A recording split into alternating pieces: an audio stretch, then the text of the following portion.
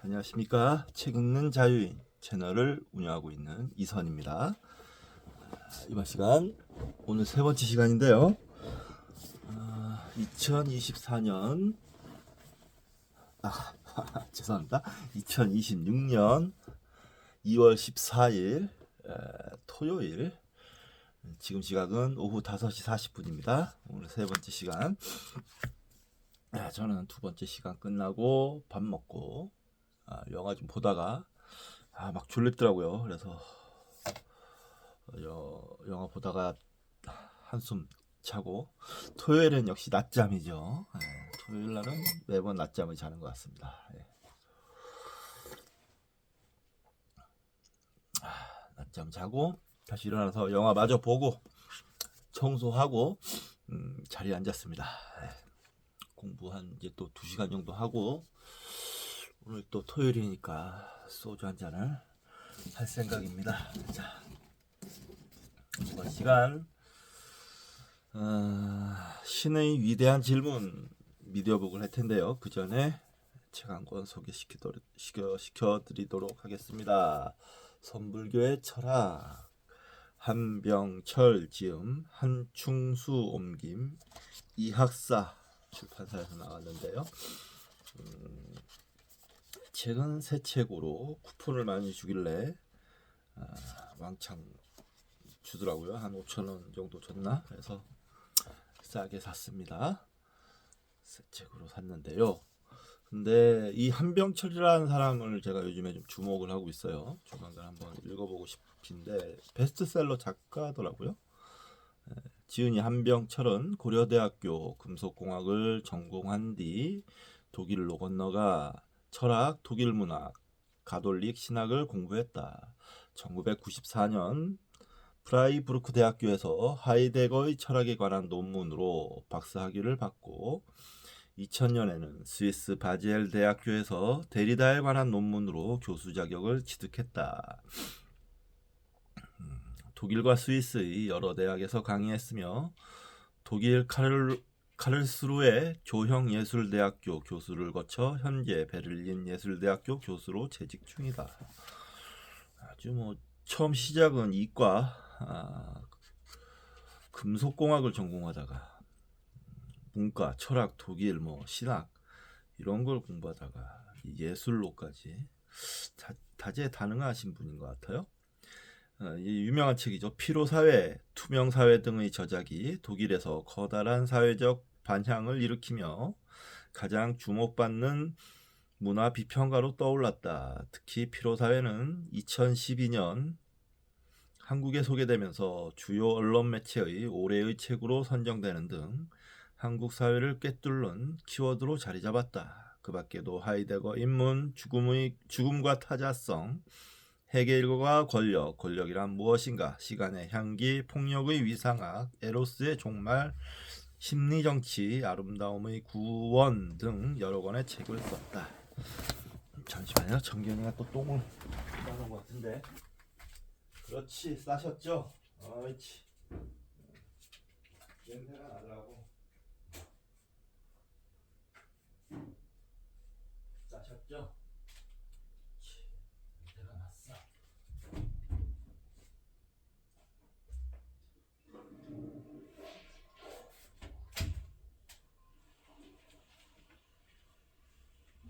냄새가 나더라고.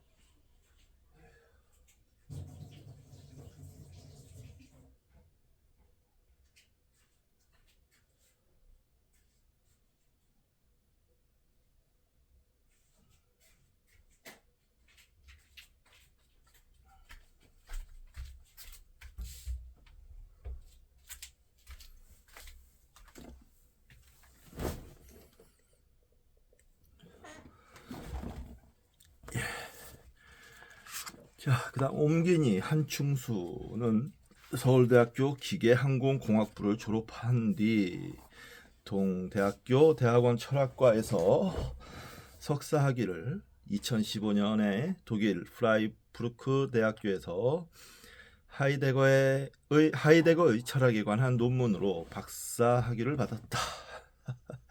이 사람도 이제 이과 계통에서 문과로 넘어오신 분이네요.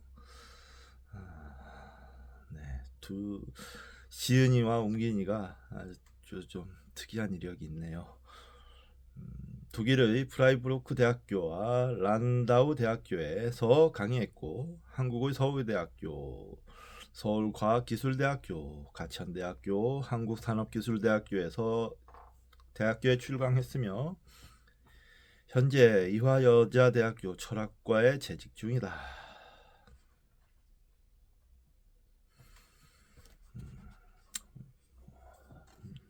번역을 좀 했고요. 철학자네요. 네. 선불교의 철학. 이 인문학자들이 선불교의 철학을 어떻게 해석하는지 궁금합니다. 자, 차례 읽어드리도록 하겠습니다. 서문. 자, 신없는 종교, 비어있음, 아무도 아닌 자, 어디에도 거주하지 않음, 죽음, 친절, 옴기니의 말, 이렇게 돼 있네요. 매우 궁금합니다. 이분이 선불교를 어떻게 해석하는지 보니까 아주 재밌을 것 같긴 한데, 자, 일단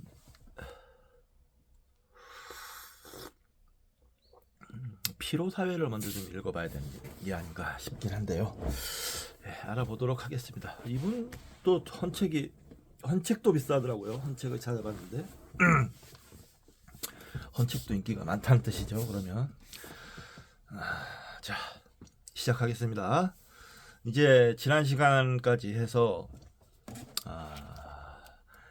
에필로그까지 끝냈어요. 그러니까 본문은 다 끝냈다고 보면 됩니다. 부록이 1, 2, 3, 4장 있는데 부록이 꽤 재밌을 것 같습니다. 그래서 부록을 공부를 해보겠습니다. 이 책이 끝나면 인간의 위대한 질문, 아마 신약에 관한 내용의 책인 것 같은데 그것을 하도록 하겠습니다. 부록 1장 경전이란 무엇인가? 경전이란 무엇인가? 사람아, 내가 너에게 주는 이 두루마리를 먹고 너의 배를 불리며 너의 속을 그것으로 가득 채워라. 그래서 내가 그것을 먹었더니 그것이 나의 입에 꿀같이 달았다. 에스겔서 3장 3절.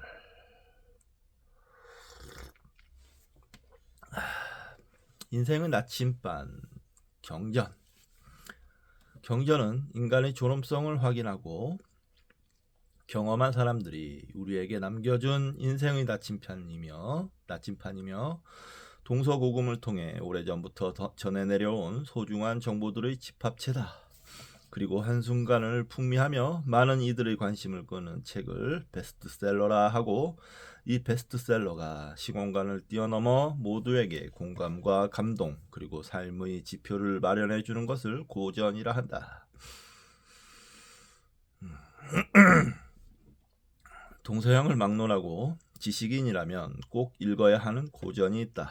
그럼 인간은 존재론적으로 특별한 장소와 시간에 태어난다. 한 환경에 던져진 인간은 자신이 경험한 세계를 인식하고 세계관을 형성해 그 안에서 인생을 산다. 나이가 들면서 자신과는 다른 세계관과 종교관을 가진 사람들을 만나게 되고 갈등을 빚기 시작한다. 나와는 다른 세계관을 만나 자기 중심적이던 세계관을 수정하고 파괴하는 행위가 곧 배움이다. 이 갈등에서 어떤 이들은 자신과 자신이 속한 공동체의 세계관이 우월하다고 여기며 심지어 다른 사람들의 세계관은 모두 틀리거나 거짓이라고 폄하한다. 이러한 생각을 바로 잡아주는 것이 바로 고전이다. 고전 중에서도 특별한 책들이 있다. 이 책들을 경전이라 한다. 경전이라는 명칭은 고대 중국인들이 인도로부터 불교와 불경을 수용하면서 사용하기 시작했다. 고대 동남아시아에서 중요한 글귀들은 대추야자 입에 기록하는 전통이 있었다. 입 위에 글을 쓰고 여러 장의 잎들을 실로 묶어 한 권의 책을 만들었다. 산스크리트어로 이렇게 나뭇잎을 엮어 만든 책을 수트라라 한다. 수트라는 힌두교와 불교에서 경전에 해당하는 용어다. 산스크리트어 수트라는 엮는다, 묶는다 라는 의미의 SIV에서 파생되었으며 영어 SEW도 같은 어근에서 파생됐다. 수트라가 등장하기 전 고대 인도의 거룩한 가르침은 구전을 통해 암송됐다.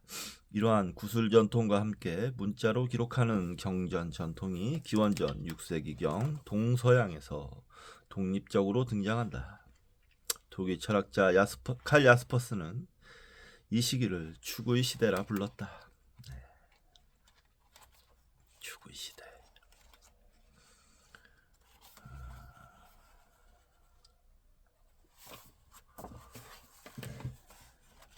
유명한 단어죠. 추구의 시대. 추구의 시대라는 책 카렌 암스트롱이 썼던 추구의 시대라는 책도 제가 이 방송에서 완독을 같이 했습니다. 여러분들과 함께.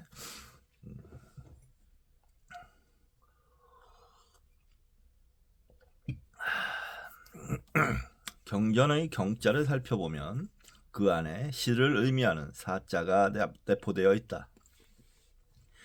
경자는 날줄, 세로 등 나뭇잎을 세로로 묶어 하나로 만든 특별한 책을 의미한다.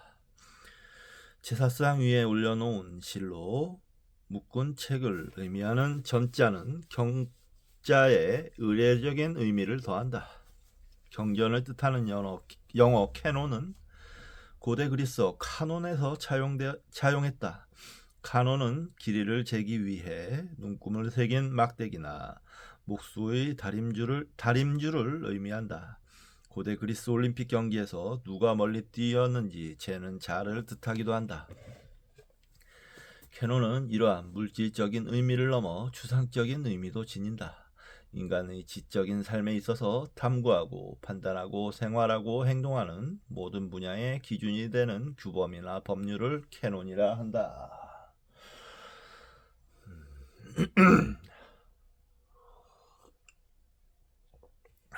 유대인의 삶의 기준이 된 토라.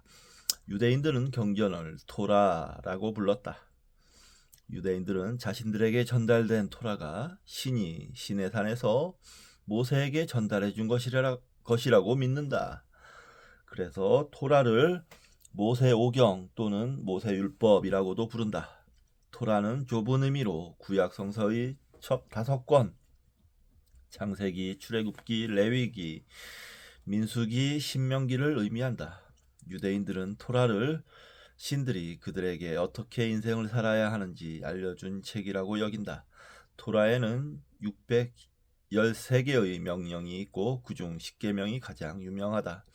토라는 셈조고에 속하는 시브리어와 아람어로 기록됐다. 기원전 6세기 바빌로니아 제국에 의해 남유다가 멸망하면서 유대인들은 나라를 잃고 디아스포라를 경험한다. 그 후 얼마 되지 않아 페르시아 제국이 바빌로니아 제국을 멸망시키자 페르시아 제국은 23개나 되는 광범위한 국가를 다스리는 제국이 되었고 아람어를 국제 공용어로 채택한다. 유대인들의 구어가 시브리어에서 아람어로 대치된 것이다. 그래서 이들의 경전 중 후대에 기록된 에스라기와 다니엘서의 일부가 아람어로 기록됐다.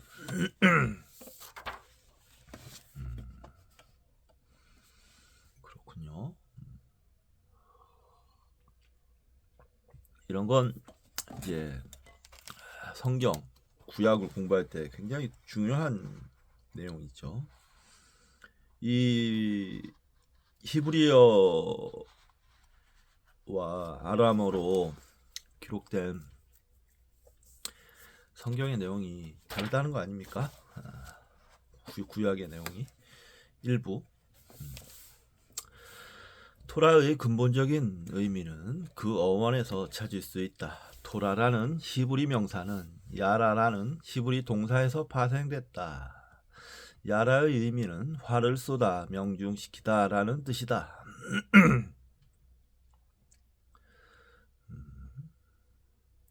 유대인들은 자신들의 경전을 궁수가 관역의 화살을 명중시키는 과정을 통해 설명한다.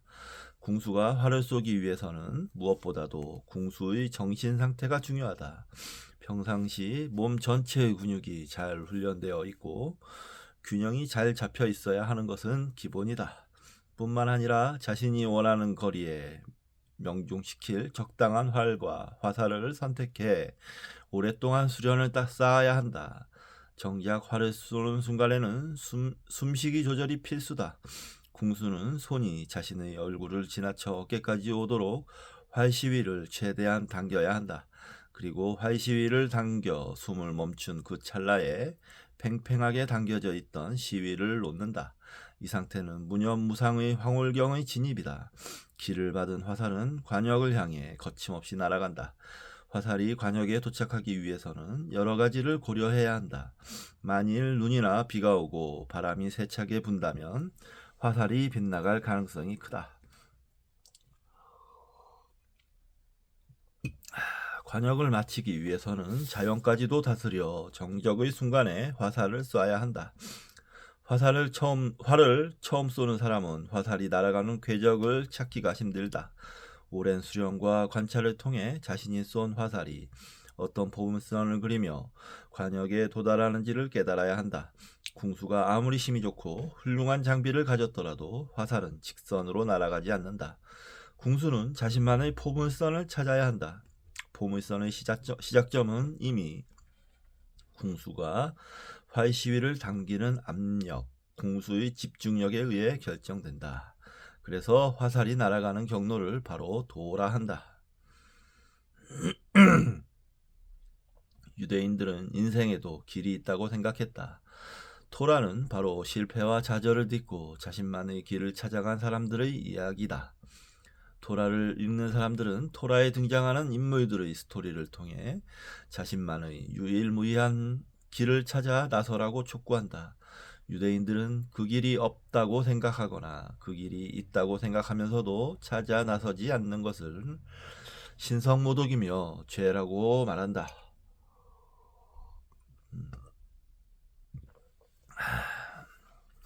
고대 히브리어에 죄의 의미를 밝히는 특별한 단어가 있다. 바로 하타다. 하타라는 단어의 기본 의미는 길을 잘못 들어서다, 길을 잃다, 헤매다 이다.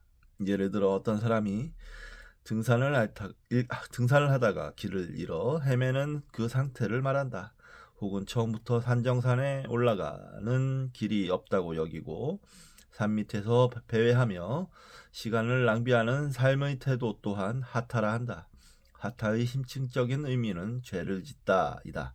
하타는 흔히 생각하는 대로 십계명을 어기거나 교리를 무시하는 행위가 아니라 신이 인간 각자에게 준 고유한 길이 없다고 생각하거나 그 길을 알더라도 최선을 다하지 않는 것이다. 토라는 이러한 관점에서 신화나 철학 서적과는 다르다.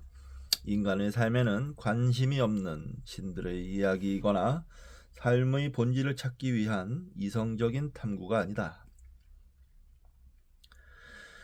토라는 우리와 똑같이 순간의 삶을 사는 인간의 길을 찾아가는 이야기다. 토라는 목적지를 강요하지 않아서 좋다. 자신의 삶을 깊이 그리고 섬세하게 관찰해 그 최선의 삶을 모색하는 과정이다. 토라는 우리보다 앞서간 사람들이 왜 길을 헤맸으며 어떻게 그 길을 찾았는지 보여주는 일종의 다큐멘터리다. 토라는 그 여행을 감행하려는 사람들에게 보내는 초대권이다. 서서 읽도록 하겠습니다.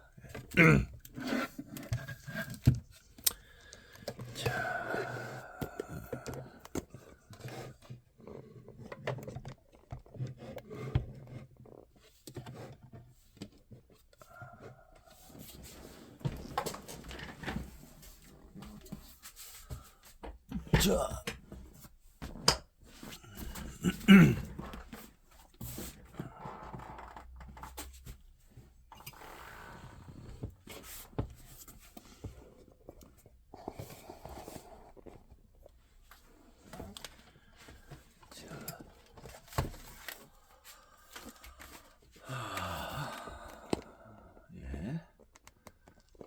보시고요. 네.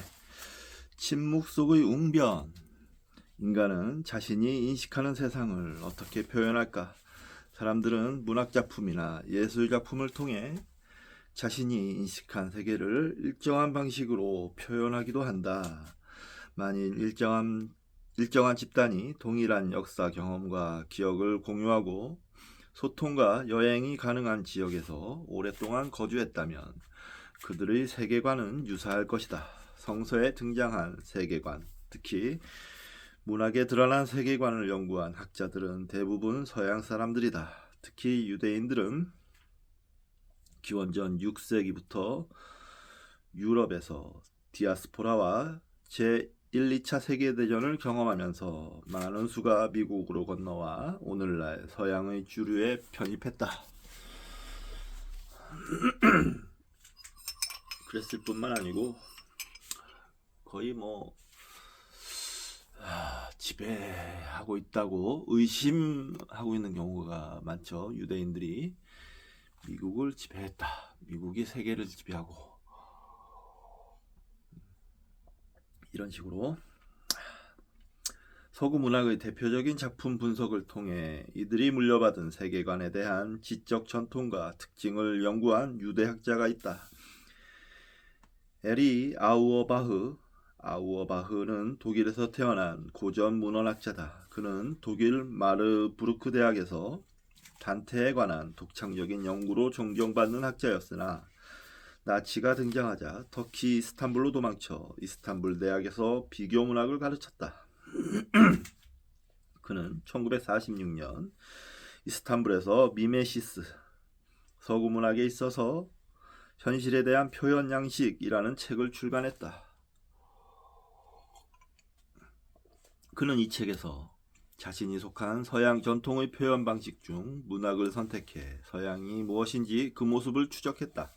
그가 이 책을 통해 사용한 방식은 독일 철학자 헤겔의 영향을 받은 역사주의다. 역사주의란 한 문화의 근간이 되는 개념을 역사적인 시기, 지형적인 위치와 긴밀하게 연관시켜 해석하는 사유방식이다. 역사주의 사유방식은 이탈리아 철학자 비코와 프랑스 사상가 몽테뉴와 맞닿아 있으며 헤겔에 의해 완성된다. 이 책은 최근 칼 포퍼와 같은 철학자로부터 역사주의 서적이라고 공격을 받았지만 고전 문헌을 이해하는 색다른 관점을 제시한다. 아우어바흐는 미메시스의 첫 장을 호메로스의 오디세이아 19장과 창세기 22장을 비교함으로써 헬레니즘 문학 전통과 헤브라이즘 문학 전통을 비교한다. 미메시스는 이 비교를 기초로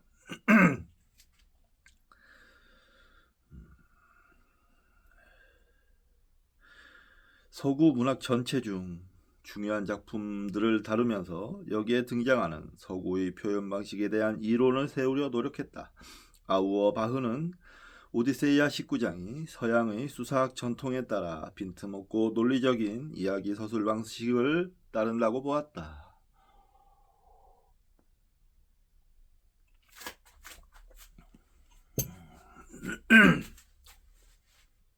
호메로스는 이야기를 전개하는 도중에 독자의 입장에서 궁금해할 것 같은 내용을 예상해 이야기의 흐름에 상관없이 중간중간 그것에 대한 정보를 자세하게 설명한다. 이러한 기법을 라틴어로 인메디아스 레스라 한다. 직역하면 시간들 중심으로 라는 의미로 이야기 도중 과거를 회상하는 장면을 떠올려 이야기의 배경을 설명하는 방식이다. 호메로스는 독자들이 예상치 않은 내용이 느닷없이 등장하는 것을 원치 않는다는 것을 알고 있었다. 그에게는 모든 부분이 가시적이며 질서정연해야 했다. 그러나 창세기 22장의 저자 엘로시스트는 그렇지 않다. 이 저자는 기원전 10세기 북이스라엘에 거주했던 신의 이름을 대신 엘로힘이라 불렀기에 성서학자들은 그를 엘로시스트라 불렀다. 이전까지 신을 야훼라고 불렀던 사람들은 야위스트라고 구분해서 부른다. 엘로시스트는 되도록 중요한 내용에 대해 침묵한다. 텍스트의 공간과 행간이 기록된 내용보다 중요한 것이다.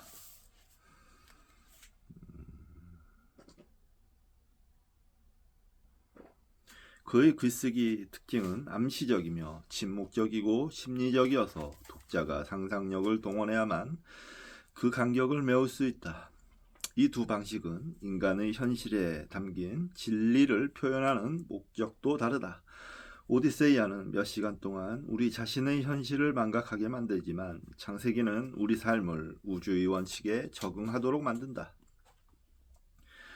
고대 아테네 지도자들은 소크라테스를 통해 지혜를 추구하기보다는 지식과 정보 축적을 원했다. 그들은 정의, 용기, 희생, 사랑과 같은 아테네를 치리하기 위한 기본적인 주제에 대한 소크라테스의 해안을 듣고자 했다. 그러나 소크라테스는 이들에게 질문을 계속 던지면서 이 주제에 대한 정보를 주기보다는 당신은 아무것도 모른다는 사실을 충격적으로 확인시켜준다. 우리가 일상에서 겪는 경험들, 아침이면 해가 뜨고 저녁이면 달이 뜨고 사시사철 계절이 바뀌는 이러한 자연현상에 대해 우리는 과학이라는 이름으로 지극히 일부를 관찰할 뿐이지 온전하게 아는 것은 아무것도 없다. 하늘에 별이 몇 개 있는지 우리 몸의 움직임이 어떻게 가능한지 설명하려고 노력할 뿐이다.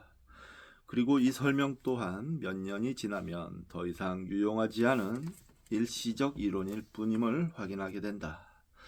소크라테스는 지속적인 질문을 통해 그들의 지적 기반을 모두 붕괴시킨다. 그들이 더 이상 대답할 수 없는 아포리아 상태에 빠짐으로써 스스로 아무것도 모른다는 사실을 깨닫게 하는 것이다.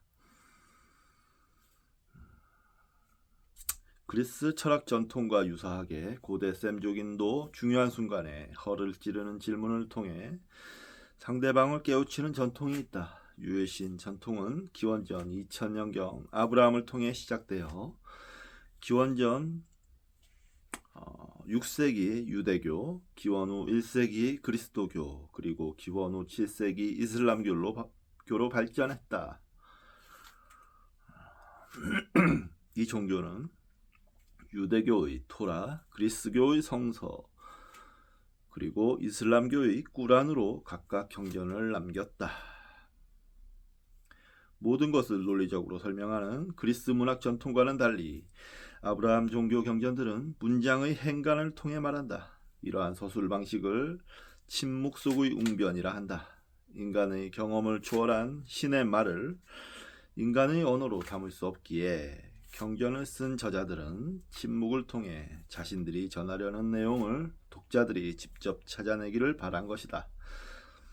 이들은 수천 년 동안 구전으로 내려온 인류의 지혜를 신의 질문이나 인간의 질문이라는 특별한 표현을 통해 경전을 읽는 사람들에게 신기루와 같은 이야기를 던짐으로써 그들을 아포리아 상태에 빠지게 한다. 이러한 이해는 인간으로 하여금 상상력과 창의력을 발휘해 수많은 예술과 문학 작품을 만들어내게 했다. 토라의 연구는 바로 인간이 발견한 침묵 속의 웅변을 기술한 내용이다. 무엇을 얘기하는지 알겠군요. 좋은 내용입니다. 예.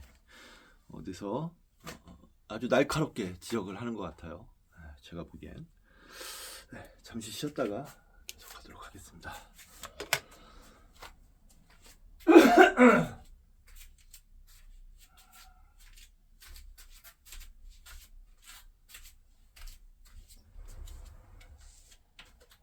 정변아, 내려다보고 있었어요. 쳐다보고 있었어요.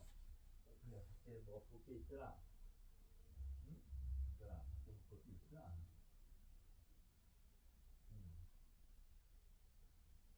밖에 뭐 볼 게 있더라. 뭐 볼 게 있더라.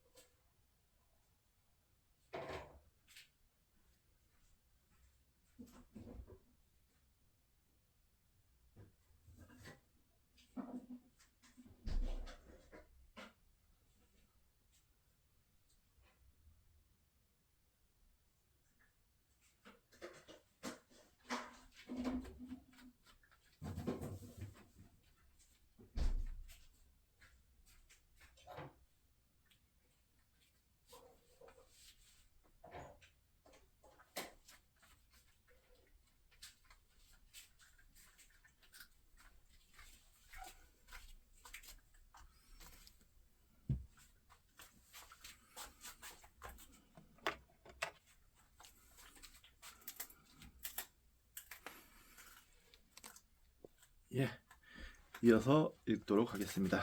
398쪽 경전이란 해석이다. 유대인들은 토라의 내용을 어떻게 정의했을까? 어떻게 하면 토라의 의미를 잘 파악할 수 있을까? 유대인들이 경전 전체를 지칭하는 용어는 타낙이다. 타낙은 그리스도교의 구약 성서에 해당하며 토라, 네비임, 가로 열고 예언서, 그리고 케투빔, 가로 열고 성문서의 첫 글자를 사용해 만든 이름이다. 토라는 또한 광범위한 의미에서 문전 토라와 구전 토라로 나뉜다. 네비임과 케투빔 표시가 있는데요. 네비임은 여호수아기, 사사기, 사무엘기, 열왕기, 예레미야서, 예스엘서, 이사야서 등의 소예언서. 케투빔은 시편, 욥기, 잠언, 전도서, 아가, 예레미야애가, 다니엘서, 에스더기, 에스라기, 느헤미야기, 역대지, 록기 등의 성문서.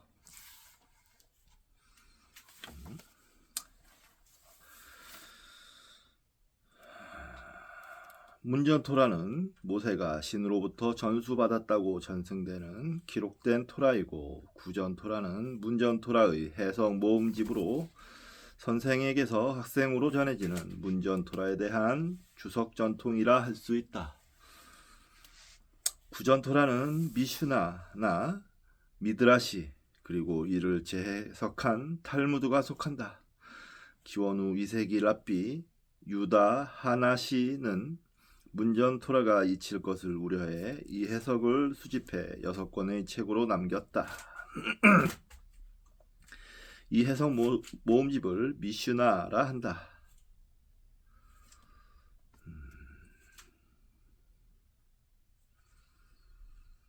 미슈나는 토라의 내용이 자신의 삶에 어떻게 적용되는지, 그 실용 가능성을 농업, 축제, 민법, 가족관계, 제사, 정결례 등 모든 분야를 망라하는 63가지 토론 내용으로 실었다. 이 토론 내용들 중 유대인의 도덕, 가치, 그리고 윤리를 다룬 부분을 선조들의 어록이라 한다. 유대인들은 그들의 조상이 이집트에서 탈출한 후 모세가 시내산에서 십계명을 받은 사건을 기념해 이 책을 읽었다. 그들은 이집트 탈출을 기념한 축제를 유월절, 그리고 신으로부터 십계명을 받은 것을 기념한 축제를 칠칠절이라 불렀다. 네, 유월절은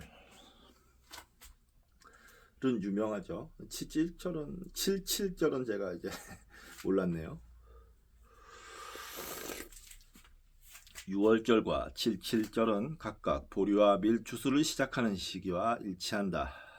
이 기간은 후에 그리스도교의 최대 절기인 부활절과 오순절과도 일치한다. 그리스도인들은 예수가 부활한 뒤 승천하고 자신들이 성령을 받는 기간을 50일째 되는 날이라고 산정해 오순절이라 불렀다.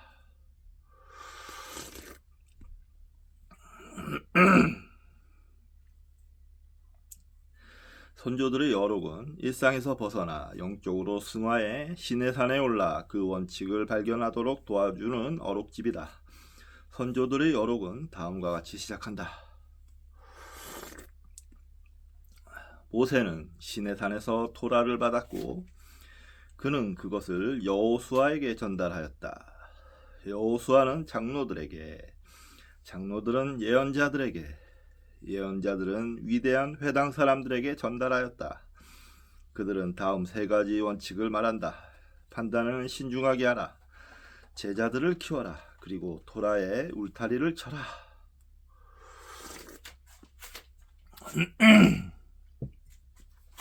토라의 울타리를 쳐라. 무슨 뜻인지 모르겠네.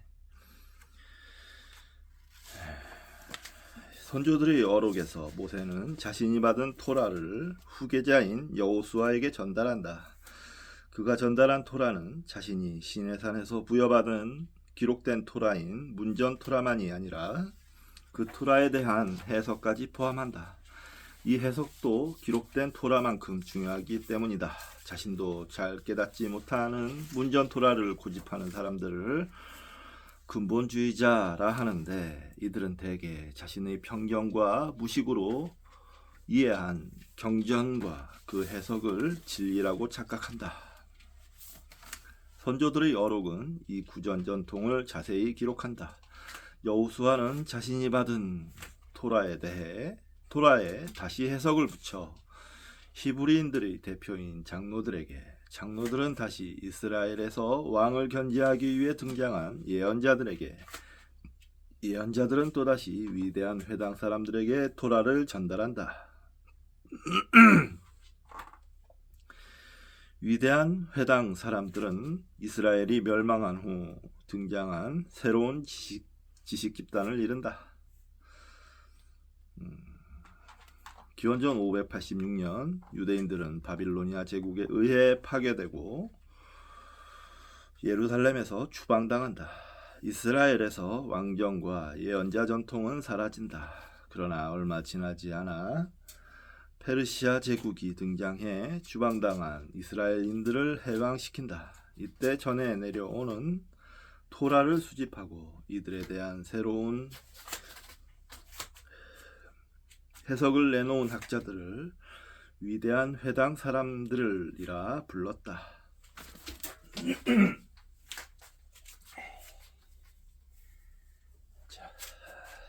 이들은 페르시아 제국 시대 유대인 재건운동에 참여한 에스라와 수룹바벨과 예수아와 느헤미야와 스라야와 느엘라야와 모르드게와 빌산이다. 이들은 페르시아 제국이 알렉산더에 의해 점령당할 때까지 디아스포라 유대인들의 지도자들이었다.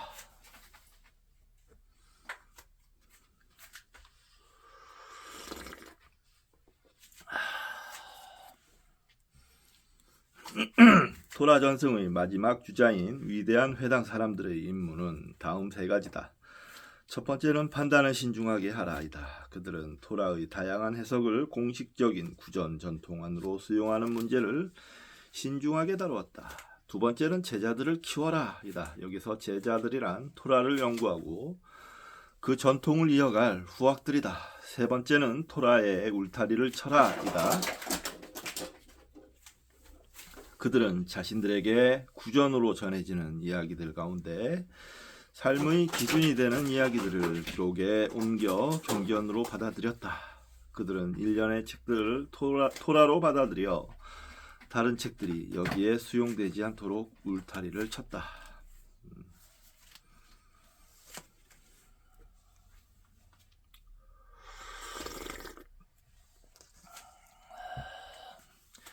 유대인들이 경전을 읽는 법, 파르데스. 유대인들은 토라의 모든 구절에는 숨겨진 의미가 있다고 생각했다. 따라서 토라를 해석하는 방법을 네 가지 층위로 나누고 이를 파르데스라 불렀다. 파르데스는 토라를 연구하는 네 단계를 표시하는 시브리 명칭의 첫 음절을 따서 만든 약어다. 첫 번째 단어는 페샤트다. 페샤트의 원래 의미는 사막의 길을 내기이다. 페샤트는 높은 산에 올라가는 지름길이며 가장 큰 길이다. 사람들은 종종 페샤트에서 빠져나와 곁길로 갈 수도 있지만 정상에 올라가기 위해서는 이 길로 다시 들어서야만 한다. 만일 이 길을 잃어버리게 되면 영영 정상에 오르지 못한다. 유대교의 기본 교리는 바로 페샤트를 의존해 만들어졌다. 페샤트는 토라에 등장하는 단어나 문장을 있는 그대로 파악하는 사전적이며 객관적인 의미다. 우리는 페샤트를 흔히 축자적인 의미로 번역한다. 그렇다고 해서 아무나 토라의 페샤트를 알 수 있는 것은 아니다. 페샤트는 인간의 이성을 통해 도달할 수 있는 최선의 해석이다. 토라 구절의 페샤트를 알아내기 위해서는 토라가 기록된 원전, 문학, 고고학, 심리학, 사회과학, 역사, 그리고 철학적인 도구를 빌려야 한다. 구약 성서와 같이 2000년도 넘은 고서에서 구축자적인 의미를 확신할 수 있는 단어나 문장은 거의 없다. 예를 들어 모세를 설명해보자. 모세가 기원전 14세기 말경 고대 이집트에서 태어났다는 객관적인 증거는 어디에도 없다. 앞으로도 그가 존재했다는 역사적이며 고고학적인 증거를 찾을 가능성은 희박하다. 구약성서 출애굽기는 그의 존재를 알리는 유일한 책이다. 사실 그리스도교와 유대교 신앙을 가진 자들은 토라를 축자적으로 해석하고 그것을 역사적이며 과학적으로 아무런 의심 없이 신봉한다. 그리고 그렇게 믿는 것이 올바른 신앙이라고 착각한다.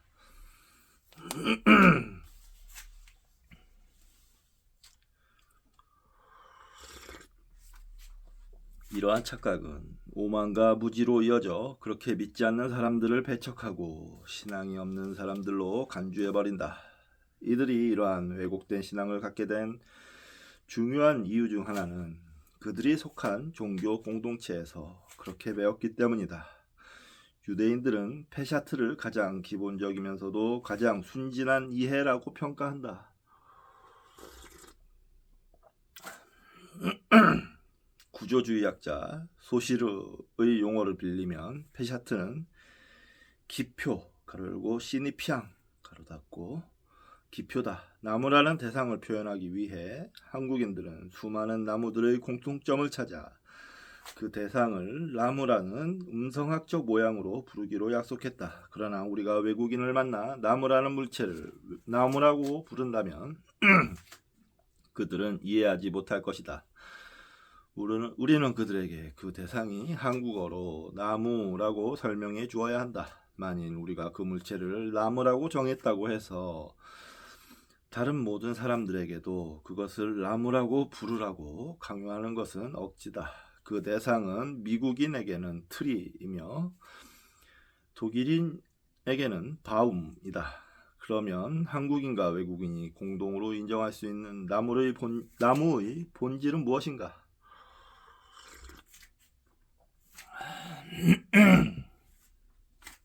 소시르는 나무라는 물건의 본질, 즉 인간의 언어를 넘어 그 나무 자체를 지칭하는 용어를 기의 가로 열고 피니시에 가로 닫고 기의라 한다. 모든 사람들이 인정할 수 있으며 시공간의 제약을 받지 않는 특징의 묶음이 바로 시니피에다.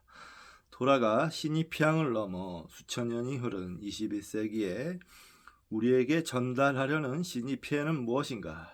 유대인들은 이 시니피에를 레메지와 다라시로 설명한다. 레메지와 다라시는 토라의 것이 아니라 속모습으로 진입하는 도구다. 두 번째는 레메즈다. 레메즈는 축자적인 의미를 넘어서는 심층적이며 상징적인 의미다. 레메즈라는 히브리어의 의미는 힌트다. 수천 년 전에 기록된 토라가 오늘날까지 베스트셀러인 이유는 시공을 초월해 이를 읽는 사람들에게 알맞은 실존적이며 독특하고 지극히 개인적인 은유를 선사하기 때문이다. 레메지를 통해 토라는 자신의 본 모습을 서서히 드러낸다.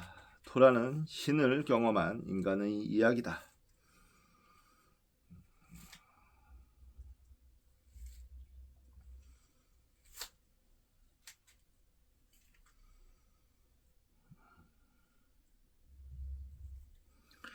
그 경험을 인간의 언어로 담기에는 한없이 부족하기 때문에 신의 흔적을 감지할 수 있는 단서만을 기록하기도 한다. 40년 광야에서 목동으로 연명하던 모세는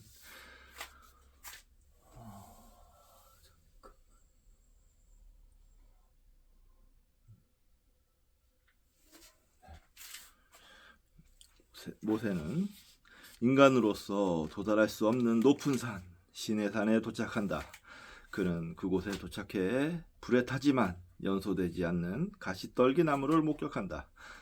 그가 아는 자연의 법칙을 넘어선 초자연적이며 초과학적인 현상을 목격한 것이다. 토라에서 광야와 산은 신과 인간이 대면할 수 있는 유일한 공간이다. 또한 그가 40년 동안 거친 광야에서 목동으로 살았다는 이야기는 그가 오래된 자아를 살해하고 이제 새로운 자아를 만날 준비가 되었다는 의미다. 이 레메지는 종종 반복되는 모티브로 예수 또한 40일간의 광야에서의 금식 기도를 통해 나사렛의 목수 예수가 아닌 메시아로 새롭게 태어났다. 세 번째 단계는 다라시다. 다라시는 탐구하다, 깊이 파다, 자주 가다 라는 의미로 토라 안에서 전혀 상관이 없을 것 같은 이야기들을 비교하는 방식이다. 토라 구절은 단순한 축자적 의미나 힌트를 넘어 그것을 읽는 독자의 삶에 호소하고 삶을 전환시키는 힘이다. 그 구절은 토라를 읽는 사람의 마음에 씨앗이 되어 숙성을 통해 싹이 트는 과정이기도 하다. 이 숙성은 그 내용을 깊이 묵상하는 시간을 거쳐 서서히 완성된다. 예를 들어 창세기 18장에 등장하는 새 천사의 방문을 예로 들어보자. 아브라함은 3명의 나그네를 집안에 들여 식사를 대접한다. 그는 생명부지의 사람들을 대접하고 나서야 그들이 바로 신이었다는 사실을 깨닫는다. 이 이야기의 다라시는 신은 인간의 도움과 선행이 필요한 사람으로 변장해서 나타난다는 사실이다. 그러므로 낯선 자에게 호의를 베푸는 것은 신을 대접하는 일이다. 낯선 자가 바로 신이라는 주제는 유대인들의 토라뿐만 아니라 그리스도교의 신약 성서에서도 자주 등장한다. 서로 다른 이 이야기들은 내적으로 깊이 연관되어 있고 한 이야기가 다른 이야기의 의미를 밝혀주는 등불이 된다. 레메즈와 마찬가지로 다라시도 페샤트의 선명한 길을 벗어나 엉뚱한 것을 주장할 수는 없다. 다라시의 목적은 토라를 깊이 탐구하고 다른 유사한 구절과 단어를 연결시켜 종합적으로 그 숨은 의미를 캐내는 작업이다. 네 번째 단계는 소드다. 소드는 비밀, 신들의 모임이라는 의미로 신이 삼라만상을 창조하고 그것을 운행하는 원칙을 인식하는 단계다. 토라를 깊이 연구하다 보면 페샤트를 잃어버리게 되고 자신이 발견한 내용을 유일한 소드라고 착각해 신비주의에 빠지게 된다.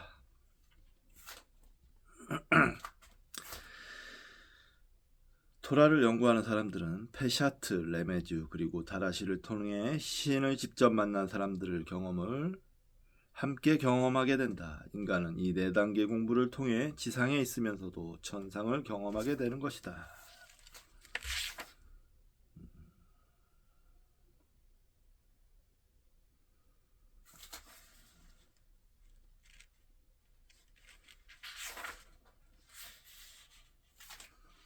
페샤트, 사막의 길래기.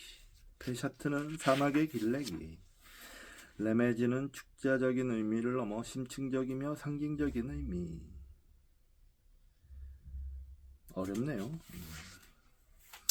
세 번째는 다라시, 깊이 탐구하다, 깊이 파다, 자주 가다.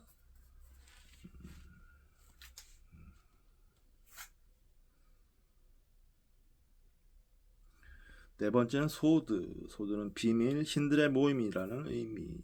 신이 삼라만상을 창조하고 그것을 운행하는 원칙을 인식하는 단계다.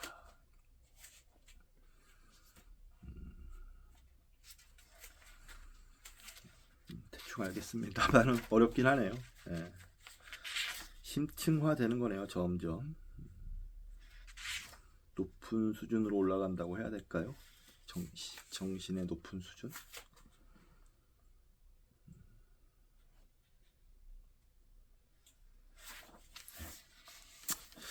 나름대로 뭐랄까 합리적이고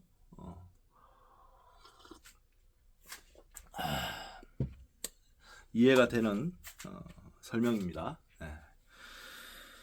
그러니까 유대인들의 경전을 읽는 법이 파르데스인데 이 파르데스는 네 층이를 이루고 있어요. 네 층이가 첫 번째 페샤트, 길레기, 두 번째가 레메즈, 심층적이며 상징적 의미, 세 번째가 다라시, 탐구하다, 깊이 파다, 비파, 독자의 삶에 호소하고 삶을 전환시키는 신. 네 번째가 소드. 소드는 비밀, 신들의 모임이라는 의미로 신이 삼라만상을 창조하고 그것을 운행하는 원칙을 인식하는 단계. 신을 직접 만난 사람들의 경험을 함께 경험하는 것. 다라시를 통해. 자, 이 두루마리를 먹어라. 유대인들은 토라의 숨은 의미를 찾아가는 과정이 바로 천국에 가는 것이라고 생각했다. 파르데스는 그리스의 파라데이소스에서 차용한 아람어로 그 의미는 천국이다. 쭉 표시가 있어서 읽어보겠습니다. 파르데스는 어원적으로 영어 파라다이스와 연결되어 있고 궁극적으로는 고대 이란어인 아베스타어 파이리 다에짜의 차용어다. 파이리 다에짜는 사방이 담으로 둘러싸인 장소라는 의미다. 이 단어는 구약 성서에 3번 등장하는데 아가 4장 13절, 전도서 2장 5절, 느헤미야기 2장 8절. 그 의미는 모두 동산이다. 기원전 586년 바빌로니아 제국에 의해 예루살렘 성전이 파괴되자 유대인들은 영원히 파괴되지 않는 성전을 만들기 시작했다. 그리고 경전을 탐구하고 그 의미를 파악하는 공부를 통해 각자가 천국에 도달할 수 있다고 믿었다. 이제 신은 더 이상 인간이 정해놓은 장소에만 있는 것이 아니라 토라를 탐구하는 사람들의 마음 안에 있게 된 것이다. 이런 면에서 볼 때 참 유대인들은 독특한 사람들이에요. 확실히 독특하고 어떤 면에서 보면 굉장히 진보적인 사람들이라고도 보여집니다. 정신적인 가치를 중요시하는 그런 문화를 가졌다는 게 엄청 어마어마한 강점이죠. 정신이 발전해야 물질도 따라오는 거죠. 예. 우리가 경전을 어떻게 이해하고 인식해야 하는지 잘 보여주는 이야기가 있다. 기원전 6세기 초에 활동했던 이스라엘 예언자 에스겔은 바빌로니아 제국이 기원전 597년에 맨 처음 예루살렘을 침공했을 때 포로로 잡혀간 인물이다. 10년 후 바빌론에서 그는 예루살렘이 완전히 파괴되었다는 소식을 듣는다. 그는 바빌론 강가에 앉아 이스라엘이 왜 멸망하게 되었는지 묵상한다.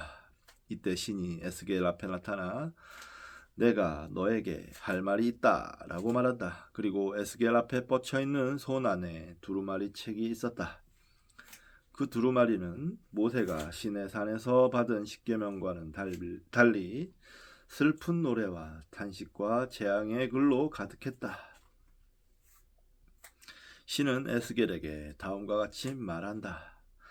사람아, 너에게 보여주는 것을 받아 먹어라. 너는 이 두루마리를 먹고 가서 이스라엘 족속에게 알려주어라. 이 말을 들은 에스겔이 입을 벌리자 신이 그 두루마리를 에스겔에게 먹여주며 이렇게 말한다. 사람아, 내가 너에게 주는 이 두루마리를 먹고 너의 배를 불리며 너의 속을 그것으로 가득 채워라. 그래서 내가 그것을 먹었더니 그것이 나의 입에 꿀같이 달았다. 여기서 한 가지 주목할 점은 이전까지 거룩한 장소인 예루살렘에 거주하던 신의 존재가 두루마리라는 책이 되었다는 점이다. 이는 신이 계신 곳은 특정 장소가 아니라 신의 말씀을 듣고 그것을 지키려고 노력하는 사람들 안에 있다는 교훈이다. 신의 명령대로 두루마리를 먹은 에스겔은 그 두루마리가 꿀같이 달았다고 기록한다. 이것은 실제로 두루마리가 꿀처럼 달았다는 것이 아니라 신의 말씀대로 살면 인생이 보람되고 달콤할 것이라는 운유로 해석되어야 할 것이다. 에스겔은 토라를 음식과 비교한다. 아무리 훌륭한 음식이 있더라도 스스로 그 음식을 오감으로 느끼지 않으면 무의미하다. 음식이 우리의 몸으로 들어가 배를 채울 때 우리는 비로소 에너지를 발산하게 된다. 그 신기한 과정과 이유를 우리는 알 수 없으나 음식은 분명 우리 하루하루를 연명시키는 위대한 원동력이 될 것이다. 네. 좋은 내용이었습니다. 네, 경전에 대해서 유대인들의 경전을 대하는 태도라든지 경전의 의미라든지 하는 거를 좀 더 심도 깊게 알 수 있는 시간이 되었던 것 같습니다. 자, 이번 시간 여기서 마치고요. 조금 쉬었다가 숫단이 빠따 낭송을 하도록 하겠습니다. 낭송해야죠. 다음 시간에 뵙도록 하겠습니다.